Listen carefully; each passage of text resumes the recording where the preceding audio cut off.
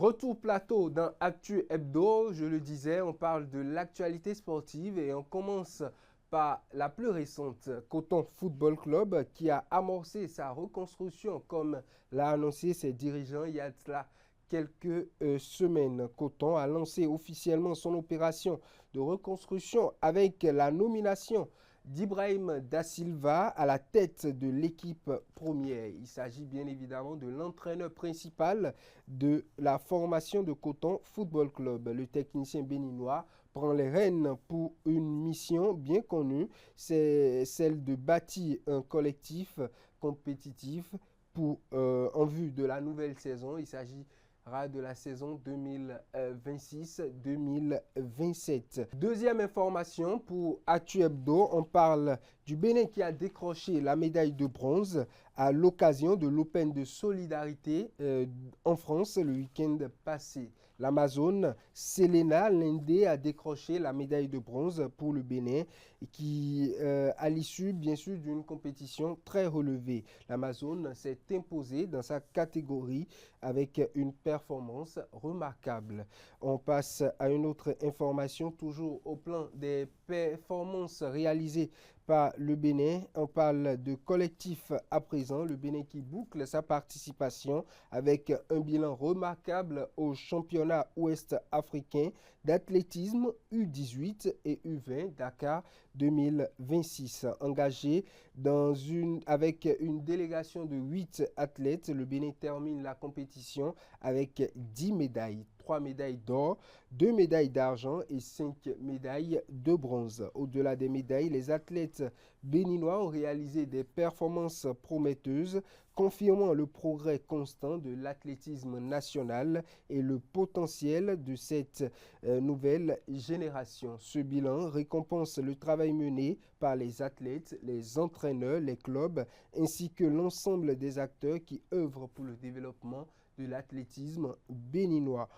Autre information à présent, une nouvelle étape s'ouvre dans la professionnalisation du football béninois. Le président de la Fédération béninoise de football, Mathurin Dechaccus, a installé le lundi dernier les membres du comité du conseil de gestion de la Ligue professionnelle de football du Bénin avec à leur tête Joël Debali. Cela a été opérationnel le samedi 27 juin dernier avec l'élection de ce comité.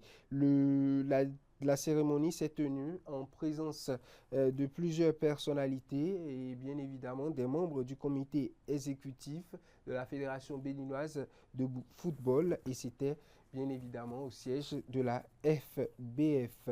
Le week-end dernier, comme je le disais, le terrain de l'EPP Akpakpa Marché a été témoin le dimanche plus précisément de l'épilogue de la première édition du tournoi des champions dénommé Super Coupe Edgar de Genève.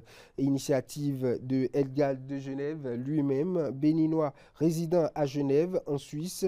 La finale de la première édition entre Moteur Football Club et Moyennan Football Club s'est achevée par le sacre de Moteur FC en présence du parrain de l'événement, parrain de cette première édition, Saliou Adelabou Adedjouma, le chef d'arrondissement, le chef du 4e arrondissement de Cotonou, entouré bien évidemment par les autorités locales et une forte mobilisation du public autour de cette compétition.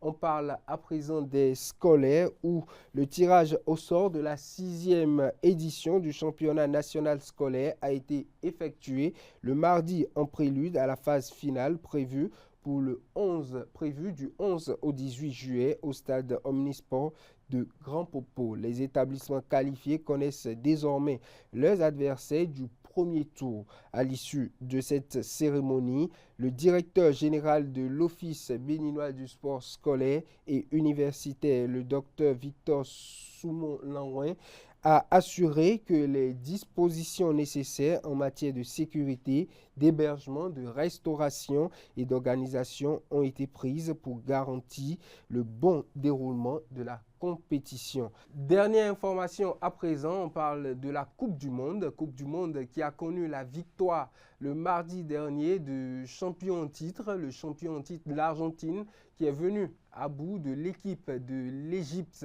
au terme d'un match entièrement qui est allé dans tous les sens, une remontada de l'équipe d'Argentine puisque l'équipe était menée 2 buts à 0 jusqu'à la 70e minute. La formation de l'Argentine est revenue d'abord avec un premier but avant un deuxième but marqué par Lionel Messi, un troisième par Fernandez dans les temps additionnels, but qui a permis à la formation de l'Argentine de prendre le dessus sur celle de l'Égypte. L'Argentine se qualifie donc pour les quarts de finale de cette compétition emblématique.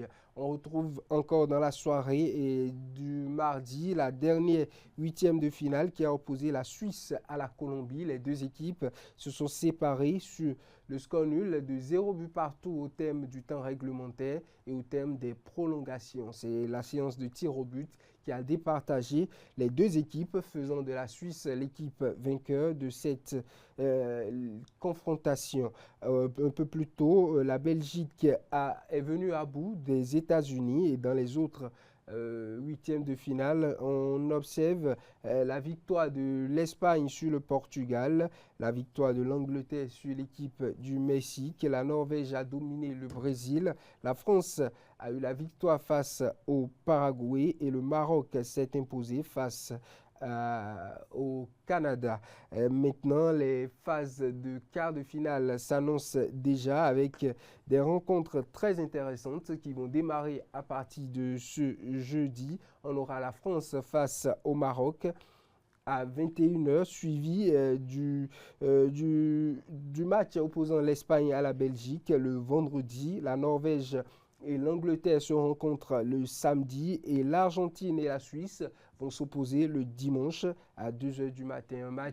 Des matchs qui comptent pour les quarts de finale et qui vont permettre d'avoir les 4 équipes qualifiées pour les demi-finales. La compétition devient plus serrée et aujourd'hui, l'Afrique ne compte plus qu'un seul représentant, c'est le Maroc. Le Maroc qui sera aux prises à l'équipe finaliste de la dernière édition.